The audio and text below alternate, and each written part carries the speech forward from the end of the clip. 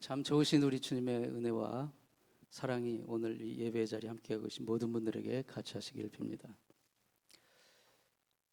어느 여름 저녁에 여름밤에 식구들이 이제 한국에서는 옛날에는 이렇게 더운 여름에는 이렇게 평상을 마당에 펴고 밖에서 이렇게 밥을 먹기도 했습니다.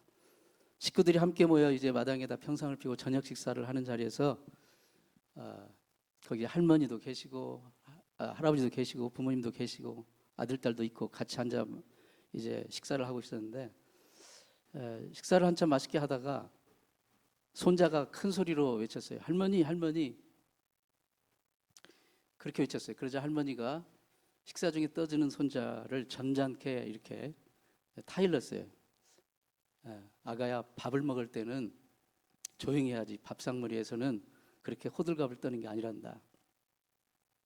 그래도 할머니 급한 일인데. 그러자 할머니가 참아라. 밥 다 먹은 후에 천천히 그때 얘기해도 늦지 않아. 그래서 이 손자는 결국 아무 말도 못하고 식사를 다 했습니다. 식사를 다 마친 후에 할머니가 말씀하셨어요. 얘야, 아까 그 급한 일이라고 한 게 뭐냐? 이제 한번 말해보렴.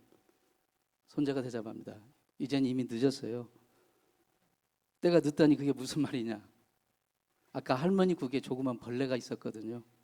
그걸 말하려고 했는데 지금 벌레는 할머니 이미 뱃속에 들어가 있어요. 뭐야 이 녀석. 그럼 그때 얘기했어야지. 인생 살면서 때를 놓치면 안 될 것이 있습니다. 예전에 어떤 그 벽 액자에 써 있는 글이 기억나는데요. 내 부모를 공경하지 않고 어찌 내 자식이 너를 공경하기를 바라겠느냐. 살아생전에 부모님에게 효도하지 않으면 인생은 너무나 짧아서 효도하고 싶어도 부모는 기다려두지 않습니다. 우리의 젊음을 자랑하지 말고 부모님이 돌아가시기 전에 효도하시길 바랍니다. 칭찬하거나 감사해야 할 사람이 있다면 주저하지 말고 미루지 말고 지금 하시기 바랍니다. 왜냐하면 내일이면 이미 늦을 수도 있기 때문입니다. 우리가 하나님의 자녀로서 신앙생활을 하면서 때를 놓치면 안 될 것이 있어요. 미루면 안 될 것이 있습니다. 오늘 본문의 말씀 보면 여호와의 크고 두려운 날이 이르기 전에 해가 어두워지고 달이 빛빛같이 변하려니와 누구든지 여호와의 이름을 부르는 자는 구원을 얻으리니. 이 구절에서 여호와의 크고 두려운 날, 이 구절에 대해서는 많은 성경학자들의 해석을 종합해 보면 종말론적인 그 입장에서 주님의 재림의 날 혹은 세상 종말의 날 혹은 하나님의 최후의 심판의 날로 그렇게 이해할 수가 있습니다. 분명한 것은 이 세상은 반드시 끝이 있다는 것입니다. 우리 개인적인 삶에도 우리가 이 땅에서 영원히 사는 사람은 아무도 없어요. 반드시 우리 개인의 삶에도 이 땅에서 끝나는 날이 있습니다. 끝나는 날이 있어요. 세상의 끝이 먼저 올지 아니면 나의 개인적인 삶의 끝이 먼저 올지 우리는 아무도 모릅니다. 나이가 많다고 그 날이 빨리 오는 것도 아니고요. 나이가 젊다고 나중에 오는 것도 아니에요. 건강하다고 그 날이 나중에 오는 게 아니고 아프고 병들었다고 당장 오는 것도 아닙니다. 그 날이 언제 올지 어떻게 올지 우리는 아무도 모릅니다. 그 날이 오기 전에 늦기 전에 하나님의 자녀로서 해야 할 일이 있습니다. 그게 무엇입니까? 첫 번째로 때가 늦기 전에 우리는 회개해야 됩니다.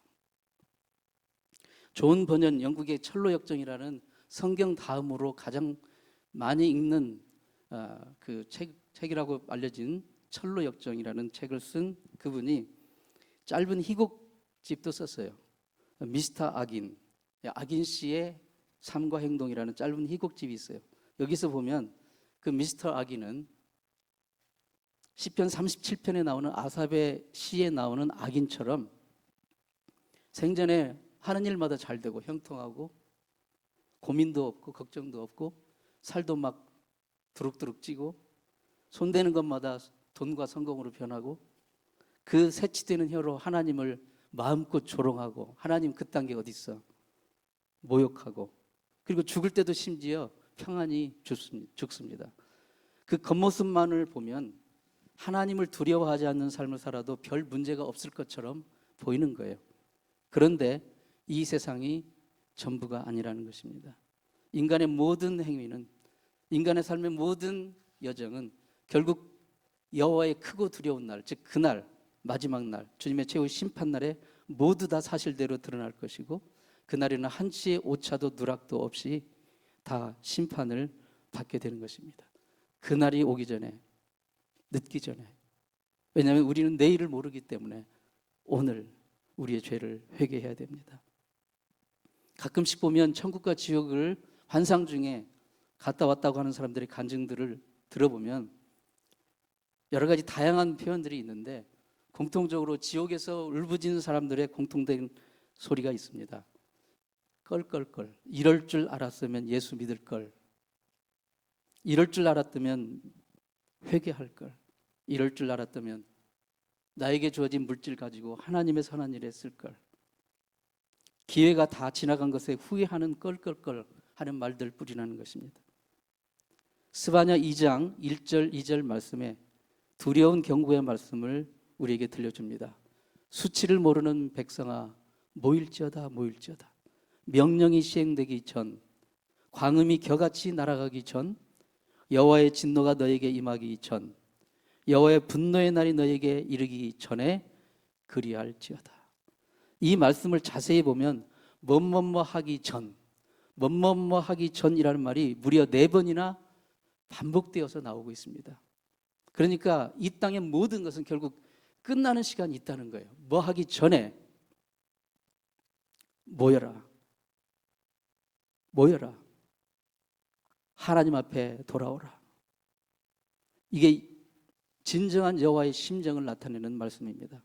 광음이 겨같이 날아가기 전이라는 말은 세월이 다 지나가기 전에 빨리 회개하라는 말씀입니다. 하나님께 돌아오는 말씀.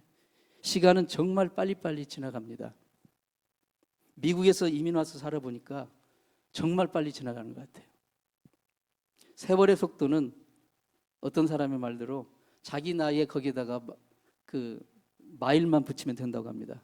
20세 때는 인생의 시속이 한 20마일 정도로 달리고 40세쯤 되면 40마일로 달리고 50세쯤 되면 시속 50마일로 달리고 60세가 되면 60마일로 달리는 거예요.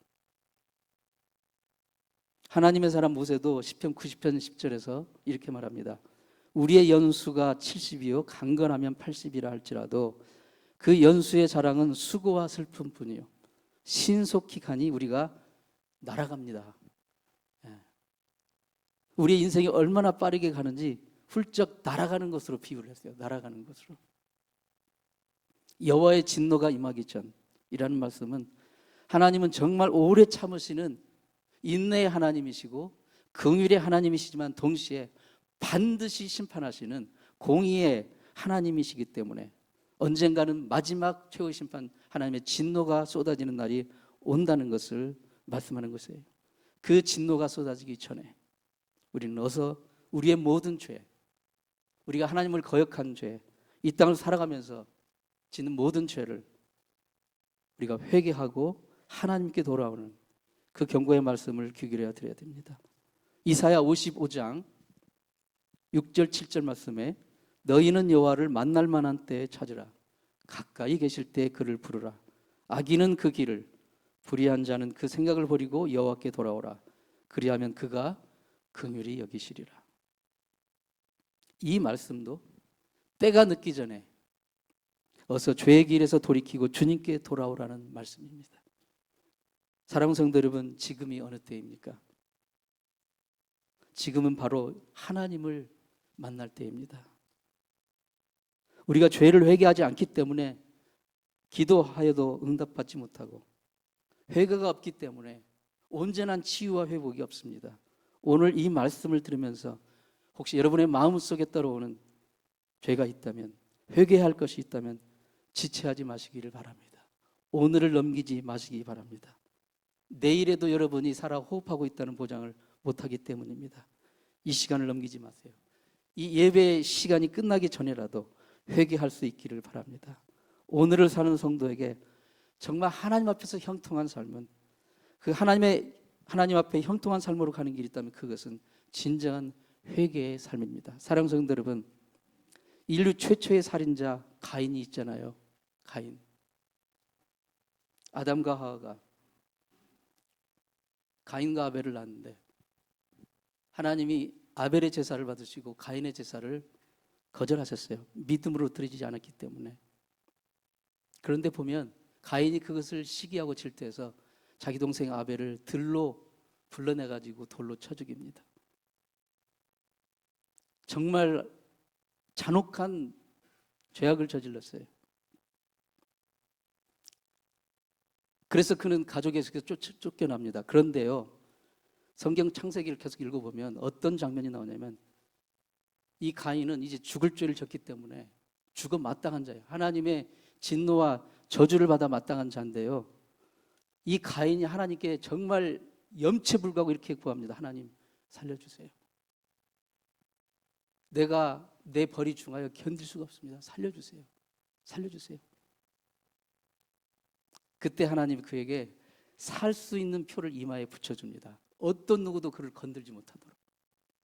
그렇게 악한 자를 할지라도 하나님은 회개하고 하나님께 살려달라고 하면 하나님은 긍휼의 하나님이시기 때문에 살 길을 열어주시는 거예요.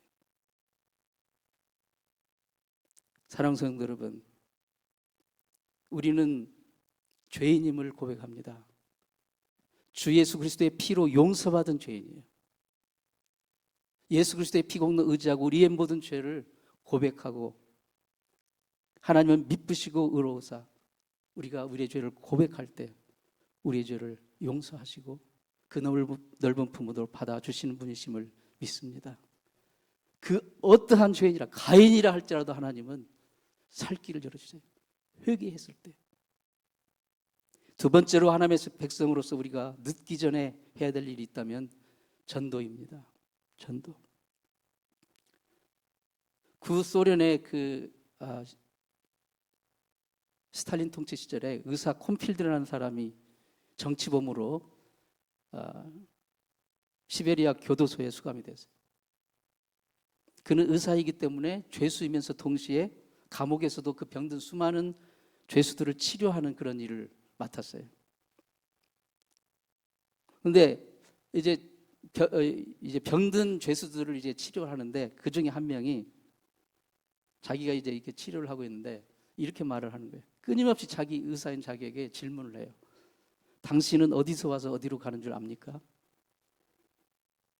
당신은 죽음이 인생의 종점이라고 생각합니까?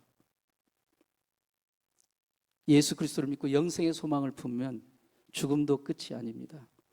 예수를 구주로 믿는 신앙을 가지십시오. 이렇게 계속 자기에게 전도를 하는 거예요. 결국 이 의사 콤필드는 그의 전도를 받고 예수를 믿고 신자가 되었어요. 그런데 그 이름 모를 그 환자, 죄수는 며칠 뒤에 죽었어요. 병이 너무 중해서 죽었어요. 근데 그로부터 얼마 후에 이제 이 의사는 계속 이제 그 환자들을 치료를 하는데 어떤 암 환자가 있었어요. 죄수 중에. 역시 정치범으로 수감된 암 환자가 있었는데 이 암 환자를 치료하면서 얘기를 해보니까 아직 예수를 믿지 않는 사람이에요.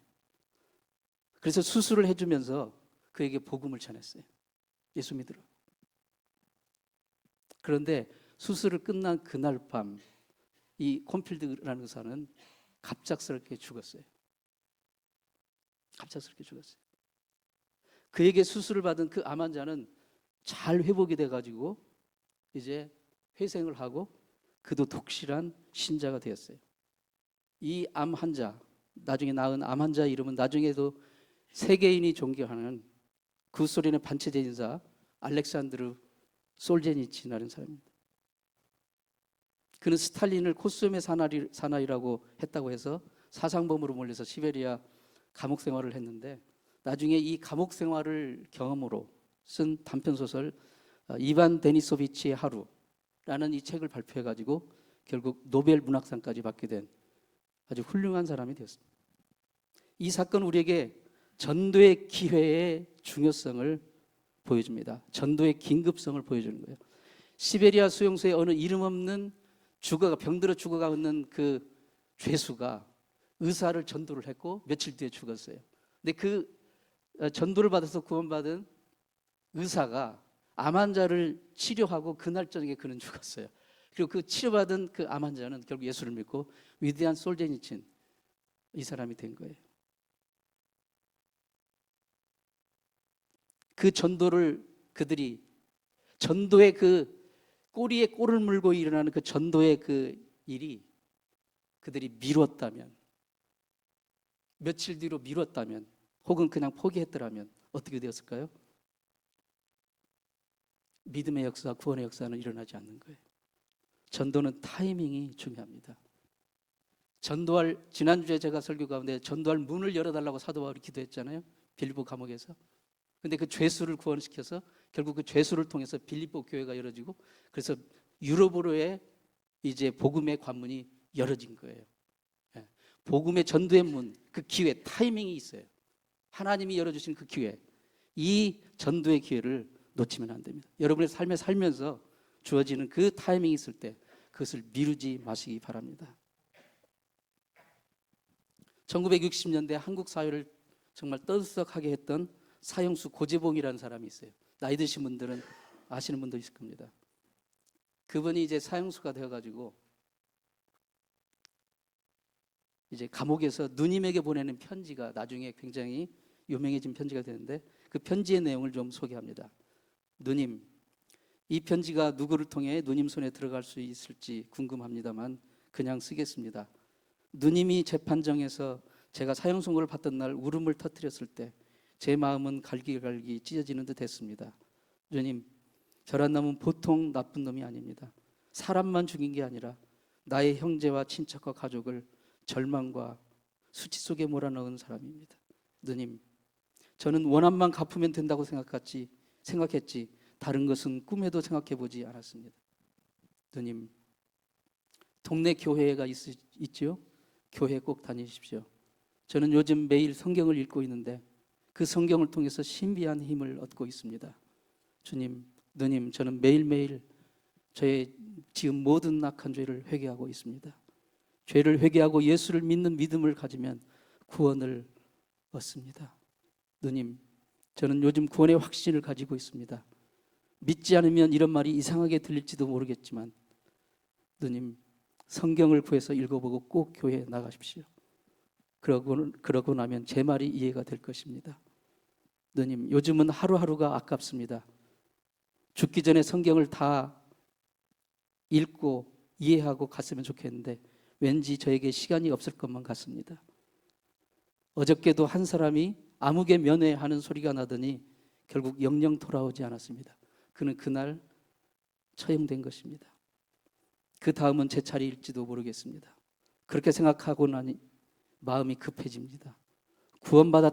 구원받았다는 확신은 제게 신비한 힘을 주고 있습니다. 그런데 저에게는 이제 시간이 없다는 것을 절감합니다. 제가 지금 쓰고 있는 반성문이 아직 끝나지도 않았고 마지막으로 내가 죽인 분의 아들에게 속죄의 편지를 쓰고 있는데 마음만 급합니다. 누님, 제가 누님에게 예수 믿으라고 전도하는 이 시간이 주어진 것 얼마나 감사한지 모르겠습니다. 주님, 누님, 제가 죽어가는 걸 가슴 아프게 생각하지 마세요. 누님도 저 때문에 울지 말고 예수님을 믿으십시오. 그러면 지금 제 마음을 알게 될 것입니다. 누님, 누님보다 먼저 가는 동생을 용서해 주세요. 그럼 이만 안녕히 계세요. 재봉.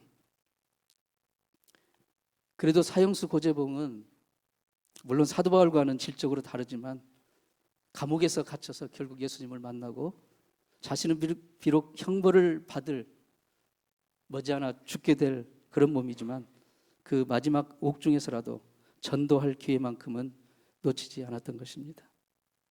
디모데후서 4장 2절 말씀에 너는 말씀을 전파하라. 때를 얻든지 못 얻든지 항상 힘쓰라. 전도의 기회라는 것이 늘 있는 것이 아닙니다.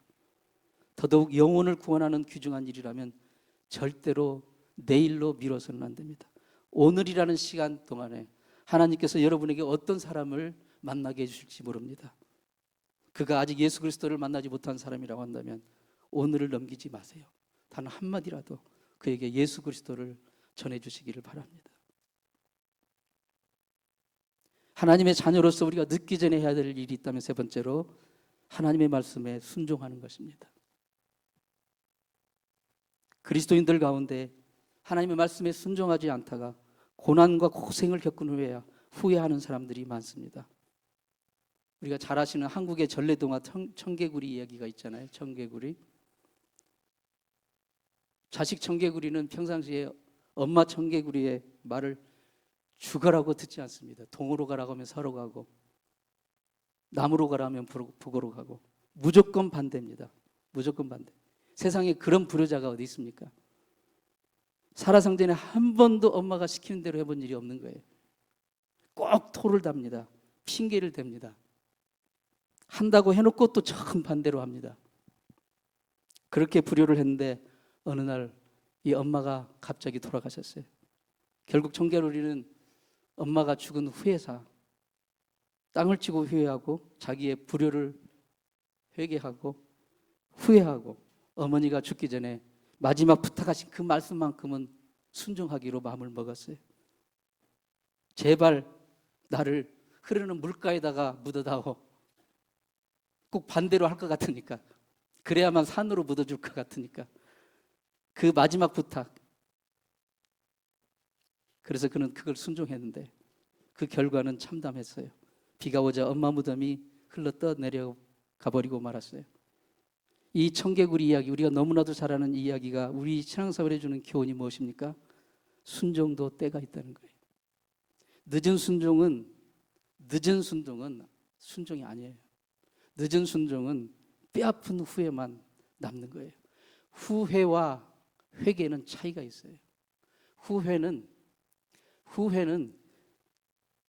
내가 지은 죄과 내가 지은 허물이 하나님의 마음을 아프게 하고 결국 그 죄가 예수 그리스도를 십자가에 못 박게 한 것이라는 것을 인정하고 거기에서 돌아서는 것이 회개라고 한다면, 후회라는 건 뭐냐면 내가 지은 죄에서 발생하는 그 아픔, 고통, 그것만 야속한 거예요.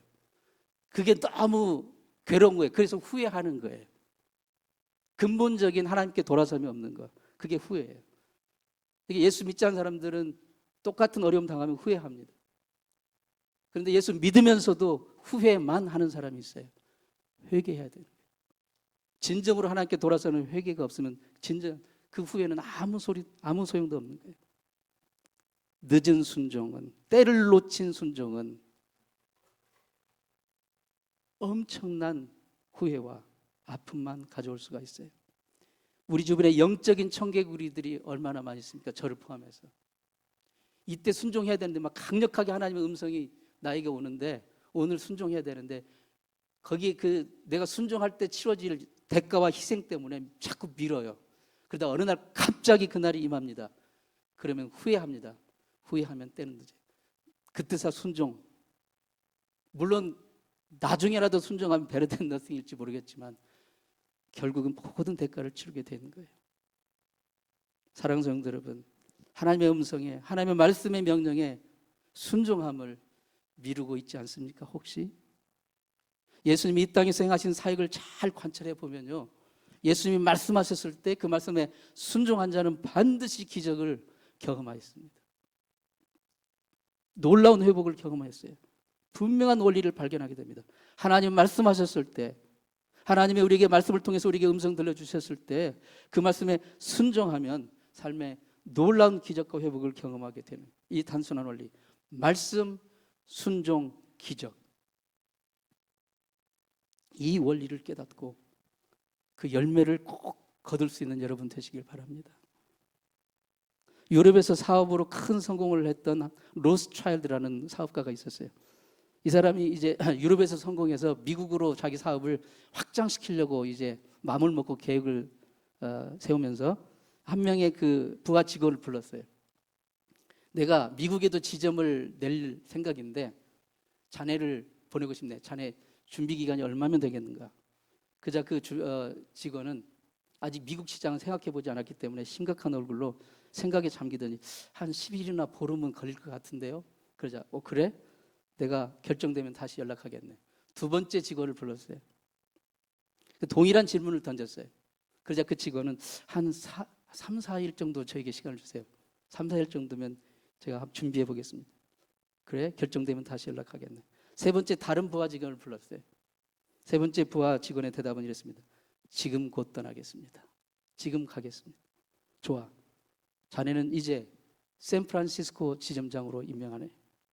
바로 그 사람이 나중에 줄리어스 메이라는 사람인데 샌프란시스코의 최고 갑부의 이름에 올린 사람 중에 하나였습니다. 세상 일도 그 타이밍을 잘 포착해서 그 순종을 잘하는 사람이 잘 돼요. 미루지 않고 즉시 순종하는 사람이 그 기회를 붙잡게 되는 겁니다. 하물며 전능하신 하나님, 인생의 전후 좌우를 다 두르고 계신 하나님, 우리의 과거와 현재의 미래를 다 알고 계시고 인도하시는 그 하나님, 그 하나님이 나에게 말씀하시는 그 말씀에 순종하는 사람, 하나님이 약속하신 놀라운 기적과 형통의 복을 받게 되는 거예요. 성경에 요나 있잖아요. 요나는 하나님이 니느웨로 가서 복음을 전하라 라는 명령을 주셔요. 근데 그는 하나님의 말씀에 즉시 순종하지 않고 정반대, 청개구리처럼 정반대 다시스로 가는 배를 탔다가 그 배에서 결국은 하나님의 진노의 심판을 받습니다. 물고기 뱃속에 들어가는 아주 죽을 고초를 치르고 나서야, 그때서야 떼늦었지만 그래도 순종을 했어요. 그래도 순종했어요. 하나님의 백성이 순종을 미루면 형통하지가 않습니다. 고난과 절망이 찾아요. 그 고난과 절망을 원망하기 전에 순종을 미룬 나 자신의 그 불순종부터 회개를 해야 되는 거예요. 아들 이삭을 바치라는 하나님의 명령 앞에 아브라함은 정말 인생 최대 위기를 맞이했어요. 100세 얻은 유일한 아들인데 약속의 아들 이삭을 하나님이 갑자기 바치라고 하니까 얼마나 기가 막힌 일입니까? 그때 그는 사람들과 상의하지 않았어요. 심지어 자기 부인 사라하고도 상의하지 않았어요. 밤새 아마 잠을 뒤척였을 거예요. 그리고 즉시 일어나서 이삭을 깨워서 장작을 패서 들쳐업고 하나님이 지시하신 모리아 산으로 갔어요. 순종을 미루면 결국은 나중에는 고민하게 되고 자꾸 자로 재게 되고 그러다 보면 결국 순종을 못하게 되는 거예요. 이 아브라함의 결단, 순종을 미루지 않은 즉각적인 순종, 그것 때문에 결국 아브라함은 하나님의 정말 의롭다 하심을 인정받고 믿음의 조상이 되고 열방의 축복의 아버지가 된 것입니다. 찬송가 330장 어두운 밤 쉬되리니 내 직분 지켜서 찬 이슬 맺힐 때 즉시 일어나 해돋는 아침부터 힘써서 일하라. 일할 수 없는 밤이 속히 오리라. 어두운 밤 쉬되리니 반드시 끝이 온다는 거예요. 반드시 그 마지막 결산을 맺을 때가 온다는 거예요. 우리의 인생이 언제나 청춘일 수가 없습니다. 우리의 팔다리가 언제나 힘이 남아있지가 않습니다. 인생이 언제까지나 밝은 낮일 수가 없는 거예요. 언젠가는 아무 일 할 수 없는 모든 힘이 다 빠지는 밤의 날이 옵니다. 그 날이 오기 전에 미루지 말고 하나님의 말씀에 순종하는 주의 백성들이 되기를 축원합니다. 지난 금요일에 이제 그 IT 아웃리치 정보통신 대란이 일어났잖아요. 다 그게 마비가 돼가지고 온 세상에 거의 메이저 항공사들, 병원들 다 셧다운 돼가지고 24시간 비행기가 다 뜨지도 못하고 급히 막 여행객들이 편도 표라도 이렇게 구해가지고 자기 목적지를 향해서 가는 대아수라장이 벌어졌잖아요. 인생길은요 그렇습니다. 왕복표를 팔지 않아요. 인생은 편도표를 끌고 한 방향으로 가는 거예요. 다시는 돌아오지 않아요. 다시는 돌아가지 않아요. 한번 출발하면 다시는 돌아올 수 없는 그 길로 우리는 가고 있는 겁니다. 그러므로 우리는 매 순간순간마다 하나님 우리를 인도하시는 그 하나님의 말씀 앞에 순종하며 즉각적인 순종으로 나가야 되는 것입니다. 주님 주신 이 한 번밖에 없는 지금이라는 이 인생의 순간을 주님 뜻에, 주님의 말씀에 순종함으로 인생길을 걸어나가는 여러분 되기를 바랍니다. 오늘 본문 말씀은 다시 우리에게 경고합니다. 여호와의 크고 두려운 날이 이르기 전에, 그날은 반드시 옵니다. 여호와의 크고 두려운 날, 하나님의 날, 최후의 심판의 날, 우리의 인생이 마지막 호흡을 거두는 날, 이 땅에 해가 마지막 빛을 발하고 멈추는 날, 해가 어두워지고 달이 핏빛같이 변하려니와 누구든지 여호와의 이름을 부르는 자는 구원을 얻으리라. 사랑하는 성도 여러분, 지금이 어느 때입니까? 지금 미국 대선 시즌이 이제 막 본격적으로 시작이 되었습니다. 날마다 기괴한 일들이 일어나고 있는데요. 지금이 어느 때입니까?